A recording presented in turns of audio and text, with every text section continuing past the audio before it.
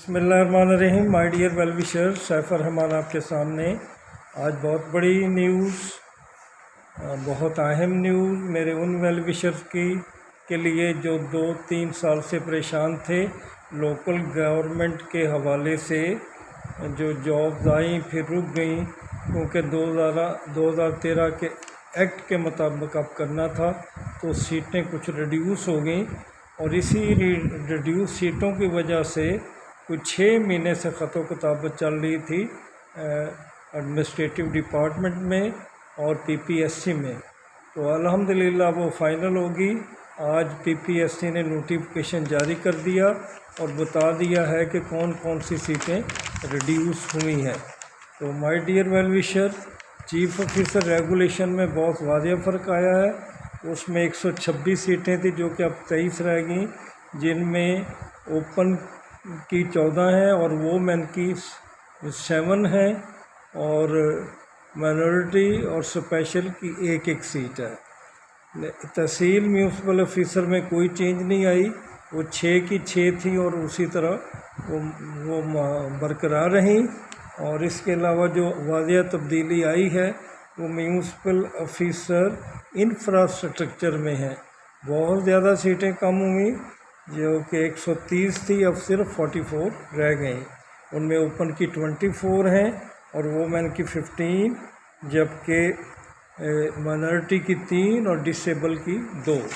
तो ये चूँकि अब फाइनल हो गया, अब ये रिटन टेस्ट और जहाँ रिज़ल्ट रुके हुए थे, अब 2 हफ्ते का मामला है। इंशाल्लाह इसी माह में अगर इतनी छुट्टियां ना आती तो इसी माह में हो जाता। कम अज़ कम अगस्त के पहले हफ्ते में सब कुछ फ़ाइनल हो जाएगा। तो आपको बहुत मुबारकबाद इस बात की कि आखिर मामला तय पा गया और जो कन्फ्यूजन थी ख़त्म हुई। लेकिन इसमें एक ये प्रॉब्लम ज़रूर है कि सीटें बहुत ज़्यादा कम हो गई। चलें, अल्लाह ताला बेहतर करेगा और किसी और तरीके से सीटें आपके सामने आ जाएंगी। और दूसरी बड़ी अहम ख़बर जो है वो लिटरेसी मोबलाइज़र के बारे में आप अक्सर पूछ रहे हैं कि अब कहाँ होंगे। तो माय डियर वेल विशर, वो अगस्त में ही चले जाएंगे, मिड अगस्त के राउंड होंगे। उसकी आप तैयारी करें, वो बहुत अच्छी सीटें हैं।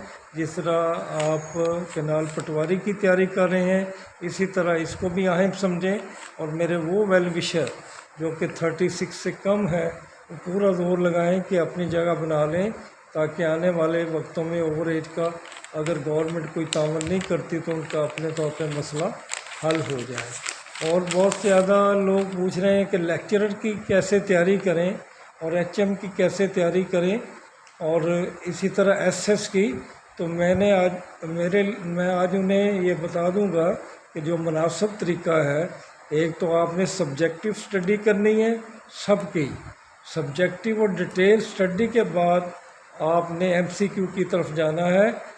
एचएम की अलग बुक आई हुई है, एसएस की अलग आई हुई है, इसी तरह लेक्चरर के हर सब्जेक्ट में अलग आई है। लेकिन वो किताबें आप तब ही देखेंगे जब आपने सब्जेक्टिव स्टडी मुकम्मल कर ली। उसमें अगर आपकी तैयारी अच्छी हो जाएगी तो किसी पोस्ट के बारे में भी आप जाएंगे तो मैं जनरली कह रहा हूँ आपका रिज़ल्ट बहुत बेहतर आएगा।